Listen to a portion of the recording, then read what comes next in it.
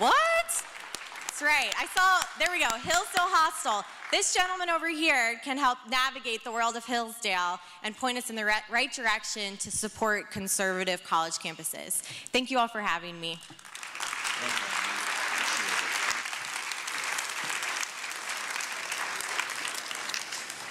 For many of us, you're going to hear a familiar voice now, and not mine.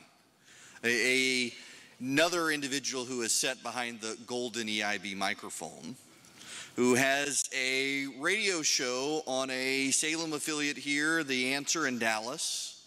His name is Mark Davis. He also has a great book out which you can buy here on site. And he's going to be joined by a guy who I saw yesterday, and I saw his name tag. I thought, this can't be him. Before I started writing on the internet, I told Scott this was going to make him feel old. Before I started writing on the internet, there was a website I read, and a guy named Scott Ott. Now, your program says Brian Preston. Brian got sick, so Brian can't be here. So Scott has stepped in to fill the void. And I think this is great because they're going to be talking about Battleground Texas, and Scott is a transplant to Texas. All angels eventually get to Texas. So they're going to be talking about something, and you need to pay attention. Those of you who aren't in Texas in particular, you need to not leave the room for the next 30 minutes, because what they're doing in Texas, they had done in Colorado.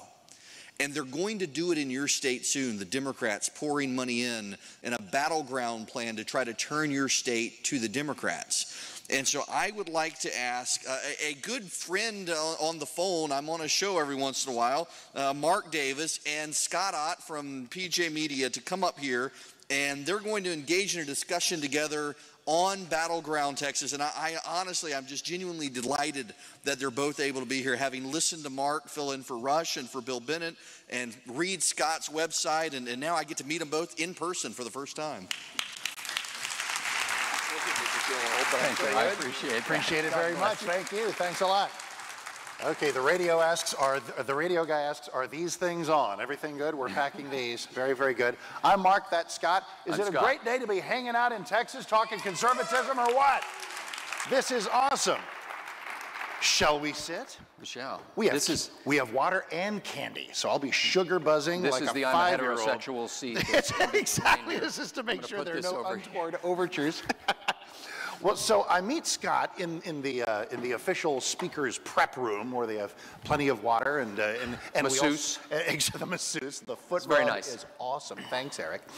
And I was looking at Scott's Twitter sort of data, and I saw the Lehigh, Pennsylvania reference, and I come in and his badge says McKinney, Texas. I go, haha, recent arrival.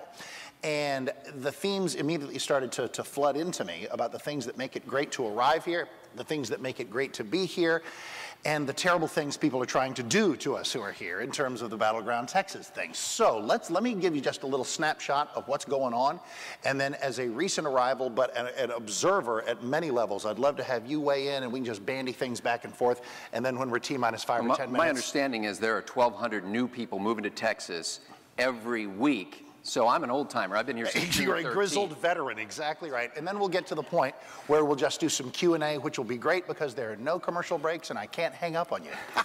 So anyway. I got a hard break. Old joke. So Eric was very kind to mention my labor of love of the past few months, and I think there are boxes laden with it outside, the little thing called Lone Star America, How Texas Can Save Our Country. And as I was putting this thing together, and I'll be glad, I have Sharpie in hand, I'll be glad to sign them with wild abandon outside, the main premise is that if America were to do things as Texas has done things, America would be, how can we put it, a little less screwed up.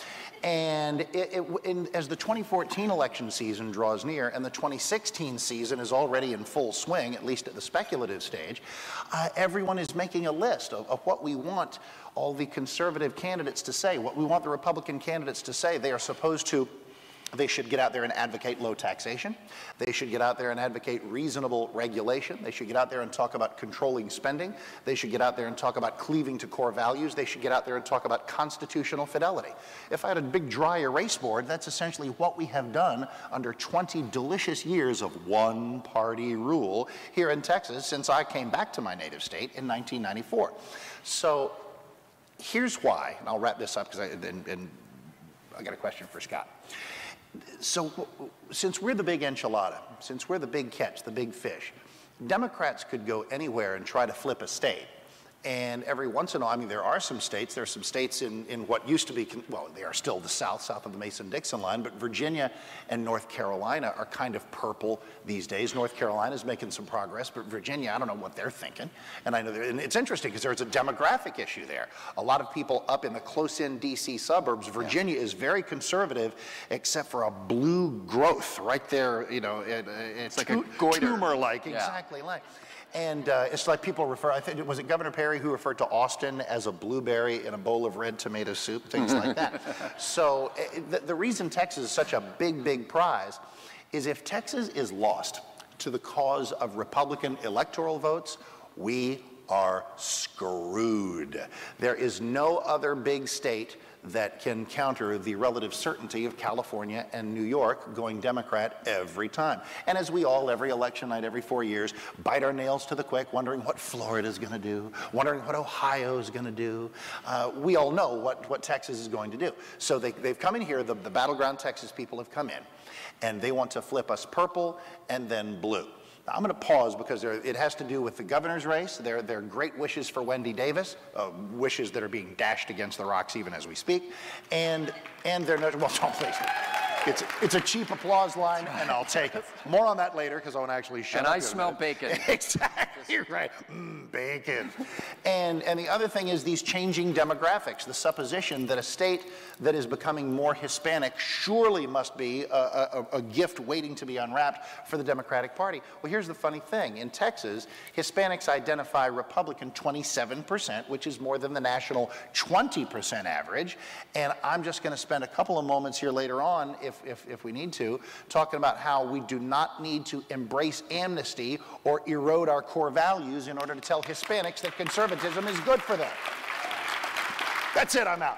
So, okay, Mr. New Arrival, how's it working out for you? What are the first things that you've been a long-time observer of the political scene, but only about 9 weeks of it? Well, I've had a weird mix of involvement because I've been doing PJTV and PJ Media and that website, which, I don't know if there's something in my contract that says Eric can't plug my website, scrappleface.com, but the website that he obliquely referred to is scrappleface.com, which is political satire. So I've been doing that since 2002. I won't be signing copies of my book because they're all electronic, but I have a book called Laughing at Obama, Volume 1, and that's available on Kindle along with several others. But what I've seen is they told me I was moving to like the reddest county in the reddest state in the country. And I thought, uh-oh. That was my immediate response was, are we going to run into a lot of complacency? Are we going to run into people thinking, hey, you don't have to sweat it, you don't have to worry about it? And these battleground Texas folks are doing some smart things. Number one is they're taking a long-term view. They're not saying, hey, we're trying to flip Texas in 2014 at the midterm elections. They're saying, hey, hopefully, maybe we'll be able to have some sort of measurable progress by 2020. But they're willing to stay in it for the long haul. And I think the Republican Party in general has made the mistake of being both election cycle-centric and almost idolatrous about candidates to the point of hero worship, which is really odd. Because y'all are supposed to be like, and I say y'all and me all, are supposed to be small government people, but the heroes that we think are going to save our country are politicians for some reason. We're always, oh, if only Ronald Reagan would come back, And so I'm concerned that somebody like Battleground Texas could come sneaking in, quietly working behind the scenes, connecting with Latino Americans, connecting with Asian Americans, connecting with women, connecting with young people, and doing it on the ground, not with the hundreds of millions of dollars in airtime, but doing it with boots on the ground, going to barbershops and going to public gatherings and making those personal connections. And one morning we could wake up and say, hey, wait a minute, we're slipping. We've just lost another 5% in that election. So that's my concern. I think that's perfectly valid, and I think the answer to that, since they are going to be working tirelessly to do it, using the intellectually bankrupt concepts of war on women, Republicans and conservatives just don't like Hispanics. Look what they're doing at the border. It has nothing to do with race. We can say all day it has nothing to do with race. It has everything to do with behavior.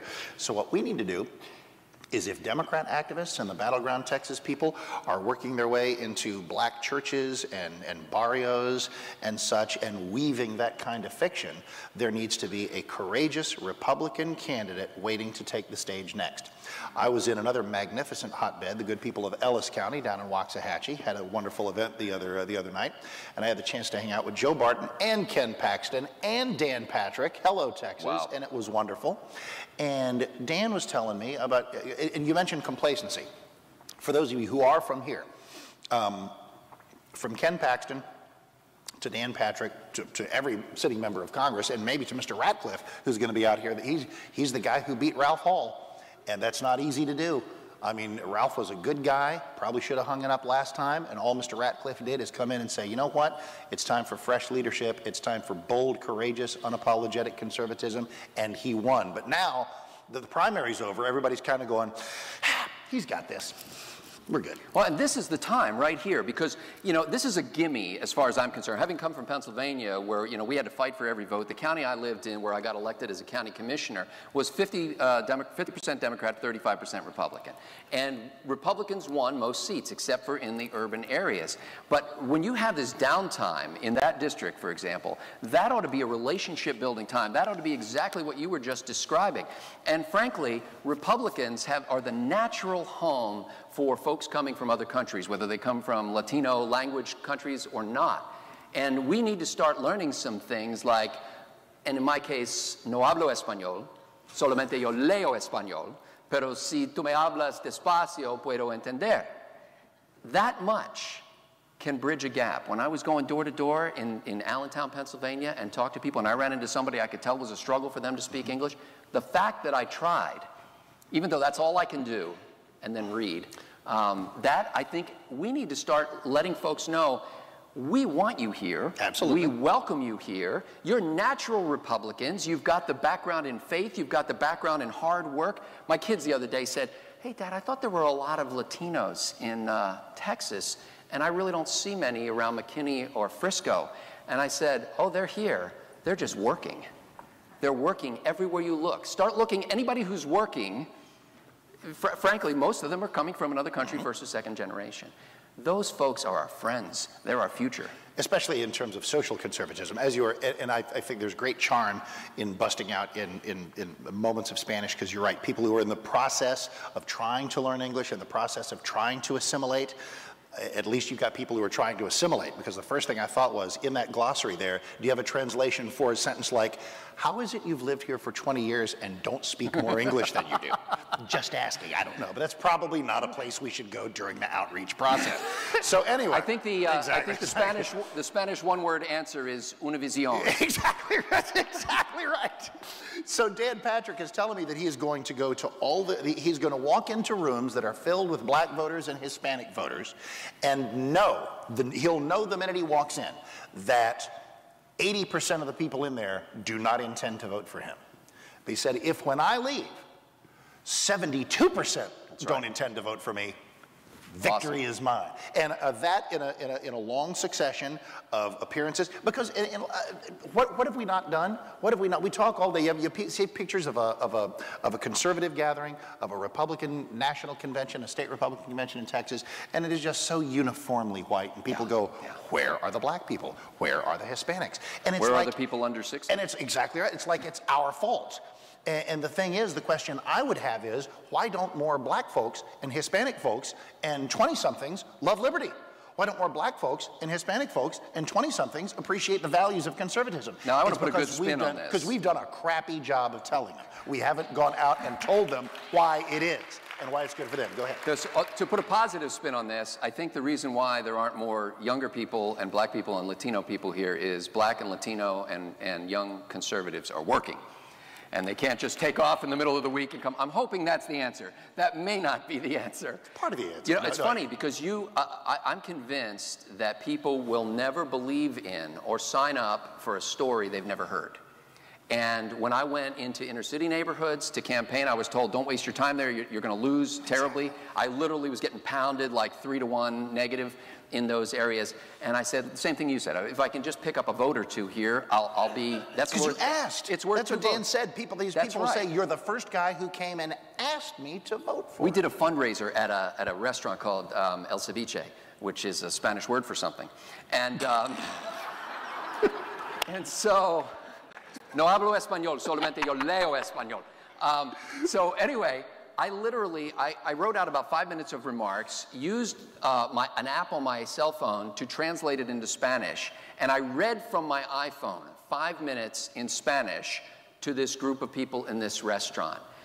Not only did I walk out of there with checks for my campaign, not only did I walk out of there with checks from Democrats to my campaign, but they actually began to get up and give testimonials about me and how good I would be for this office. These people had never met me in their lives.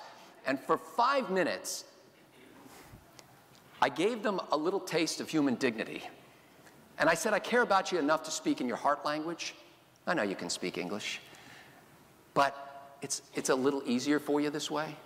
And I just want to let you know that we all came here this way. And I care about you enough to ask you in your mother tongue. And they loved it. And I never spoke Spanish to them again. But, you know, we need to be the party that embodies the values that we say we believe. And if we say we respect people and we want, we're the country of immigrants where people get a chance and an opportunity to build their future here, we need to show that by embracing those folks. And the Democrats, battleground Texas be damned, will never wrench that out of our hands. And they'll never be able to go into a church and say, we are in favor of protecting the unborn like you are. That's right. They'll never be able to walk into any church and say that we are for traditional marriage like most of you are. That's a message only we can deliver. Well, we're the party of more blacks and Latinos because it's practically genocide the way abortion skews black and Latino. Short term, you mentioned that Battleground Texas has a long-term view. Here's the short-term prospects, and then Q&A or whatever you want to do. Wendy Davis, for about 10 minutes there, was a rock star. And I hope she enjoyed it. The cute sneakers, the filibuster, the wall that she put up against thoroughly reasonable abortion restrictions made the radical pro-choice community love her. And from Hollywood to Washington, she was an enormous rock star. And people thought, wow, not only might we get a Democrat in Texas, but we're going to get a Democrat in Texas who is as cavalier about the unborn as we are. And it gave them tingles. But that's not even really her. I've had Wendy on the show a few times. She's a left-of-center Democrat who spent most of her time talking about how much she loves the troops and how much she wants to fund education. That's how you win Senate District 10, a Republican-leaning district. All of a sudden thrust into this role as some kind of Barbara Boxer Jr. It was ill-fitting. She's retreated on a lot of that. And you know what else is retreated? Her poll numbers. She is not going to beat Greg Abbott. It's not even going to be that close.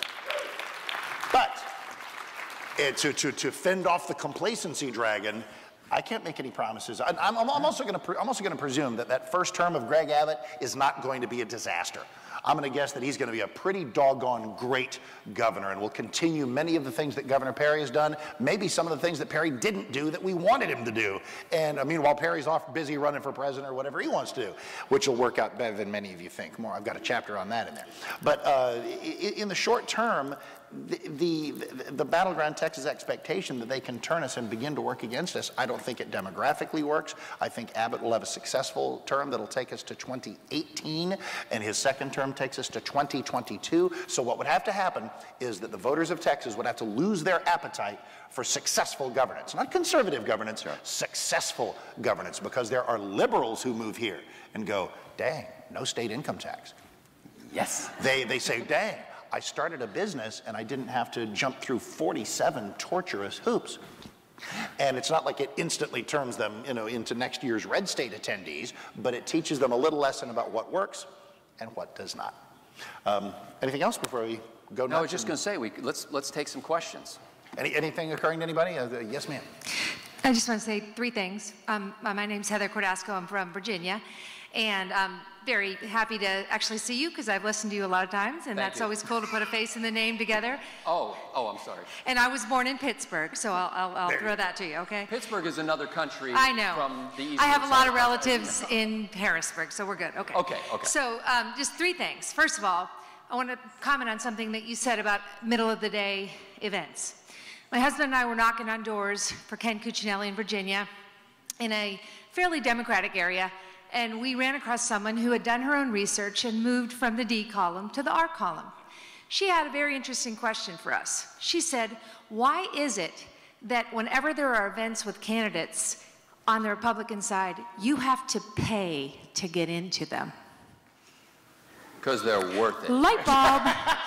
So, food. Subsequently, she has joined a club that I lead, and it has been her passion to have an event in her area with no charge to bring a candidate, and we're doing that September 22nd. That makes perfect sense. Because a lot of things are fundraisers, so that's kind of the point, but we can't have everything be a fundraiser. Secondly, I want to share a statement. Ed Gillespie is using this statement in Virginia, and I think it's a great statement. When somebody says to him, where are you on women's issues? He says, every issue is a woman's issue. Right. Because women care about taxes and health care and education, and I love that answer. How demeaning is it to say that certain things are just women's issues? You know what it is? It's demeaning to men. You ever have, as guys, have you ever had somebody say, you don't deserve to have an opinion about abortion? You're a man. Right. It's a human life issue. We're all in this together. And number 3? The third question is, have you heard of something in Texas called Annie's List? I've been trying to bring attention to it. A friend of mine, well, former friend of mine, whose daughter is crazy off the charts liberal, is here in Austin, Texas, advertising the Year of the Progressive Woman, going across the state and trying to bring women into it. So have you heard of it, and are you combating it? And thank you. Yes and yes. I mean, it's kind of funny. You don't know how much traction something is going to get. It'll get as much. It's kind of funny because you can combat it in 2 ways. Try to, insult it or make light of it, which is fine. Or have our own lists, our own opera. I mean, the Democrats and the left is going to bring a pretty solid A game into Texas because it means that much to them. But if we just show up and play the same game better, let them make their lists, let them hold their events. Let's have better lists, let's have better fundraisers, because God knows we've got a better message. And I think we have to be careful when we, I was trained in sales years and years ago, and one of the things that I learned was don't badmouth the competition, because you never know what kind of a relational connection there is there. There's no reason for me to slam Democrats in the presence of somebody who may be a Democrat. All I want to do is get them excited about the truth and beauty of conservatism. I want to tell them a story that they can personally connect with. If you start insulting even Nancy Pelosi, they don't know anything about Nancy Pelosi, but they're thinking, gee, the reason I'm a Democrat is because my grandpa was a Democrat, and Nancy Pelosi is a Democrat. Are you insulting my grandpa? There's no need to do that. We should be people, we should be happy warriors. We should be people that draw people to us because of the joy that we have, because we are living the freedom. Hey, Mark. Hey. I'm Ray Myers from Kaufman County, Senate District 2, Bob Hall. Yes, sir. But anyway. That's a Tea Party win, everybody. Absolutely, Tea Party, Texas.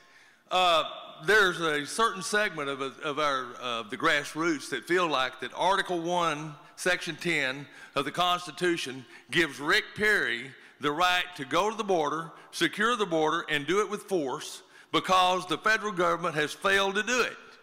We would like to see Rick Perry do that.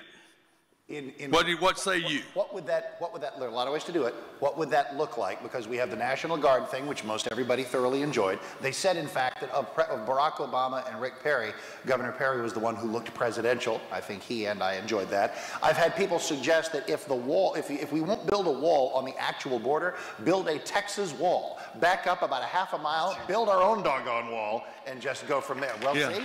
And that's so what kind of thing, what is it that when you close your eyes and imagine that happening, what does it look like? What do you want them to do? We want them to go down there and turn them around and send them back. That's what we want. I'm on board for that. We want them to, And General Nichols, the state guard, has made a statement. In fact, he made a statement at the Homeland Security meeting this past Tuesday that the rules of engagement on the border is no engagement. Well, that's the sad story of the Border Patrol. And the first, isn't it a better, that's fine, and I'm totally with you, and I totally, and I identify with that, and I feel you. Isn't it a better idea? Can't we take those energies and say, here's something wacky. Let's elect a president who is sworn in on January 20th, 2017, who will let the Border Patrol do their jobs so that we don't have to jack That would around. be Ted Cruz. It works for me. Works for me. You bet. Okay. Thank you. You bet. Thank you. Yes, indeedy, sir. Oh, I'm sorry. How many mics we got? I'm sorry. Let's go over here. Hi, I'm totally blinded. I'm from Pennsylvania. I'm a Pennsylvania voter. I know Scott. I know Scott. How you doing, Bob? He is truly one of the most decent and nicest guys that you'll ever meet. He is also extremely articulate. You can see that on his trifecta presentations, which are just outstanding. But the question I wanted to ask Scott is, you know, he comes from a district, he ran for county executive in Lehigh County, he lost, and he comes from pretty much the same district that elected Charlie Dent, one of the most liberal Republicans in Pennsylvania, and that's saying a lot. And I was wondering if you could give us the real world mechanical experience, how you would change going forward if you were still there, unfortunately you're not, the Lehigh County in that district as a practical matter, because you seem to say everything right. They still elect Charlie Dent. They still elected a Democrat for county executive. You should have won, in my mind, and I don't know why you didn't.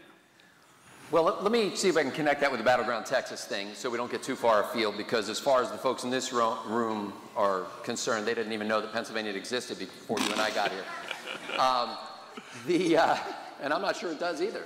But anyway, I think that one of the things that I learned very early on in the political process is that nobody in the Republican Party, at least at the local level there, was any help at all in getting a new candidate elected. The party has tended to congeal around incumbents, and it becomes an incumbent defense league. Instead of being a recruiting force that's out there constantly looking for new candidates, essentially, if you're going to break in, you've got to get elected under your own speed at first, and then they'll gather around you and make sure that you get elected forever. I'm convinced that we don't have a registration problem, even in Lehigh County where it's 50-35. We have a passion problem. We have a motivation problem.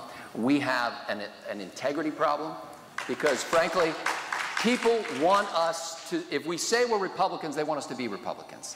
If we say we believe in the principles of limited focus constitutional government and that we want to reduce the tax burden and decentralize government and filter it down to the local level, then they expect that politicians will actually do that. And here's how you'll know we're winning. When you find politicians or even individuals, people, look at yourself in this room, who are willing to walk away from a government entitlement, who are willing to walk away from a grant, who are willing to walk away from some benefit that the federal government provides them and say, you know what, this would help me, the cash for clunkers, or whatever it is, but I'm not going to do it, because that feeds into the problem we have. Once we have the integrity to say no, and frankly, we had an opportunity on the Lehigh County Board of Commissioners where we actually rejected a federal grant. The county executive at the time said, there are 67 counties in Pennsylvania. Nobody's ever done that. And to which I said, well, you can't say that anymore. Because we actually did turn it away. And they said, well, if you turn away the federal grant, well, then they're just going to give it to somebody else. And I said, what kind of a hater are you? Don't you want those other people to have this money? This is my new Texas buddy, Scott Ott. Give him a big hand, please. And you know what? I don't know how many people do this, but everybody should. You read him on RedState. I welcome him, et cetera, et cetera. How awesome is this guy, Eric Erickson, for doing this? That's you. And as he is drawn near, it's not the magic of our content, it's the clock, so we got to go. Now listen, don't anybody move, because I understand there are books out there, but stay here for Mr. Radcliffe, because his is a great story. Absolutely. He's going to go keep District 4 Republican, but after that's done, it's break time after Radcliffe, correct? Yes. Then, all right, then I'm going to go out there, and the Lone Star America is my humble little offering that says, hey, run America like Texas, we'll be a lot better off, and I'll scribble on one for you. You can take it back to your homes and your fathers and your I started reading it last night, by the way. It's fantastic. It'll make you feel awesome about living in Texas, and by extension, because because the ultimate goal is that the whole country would be like that. That's the idea. Feel great about being in So America. buy 20 books and just toss them around the plane on your way home. Thank you very, very much. Appreciate it a lot. Can I just say that listening to you guys talk, you know, the car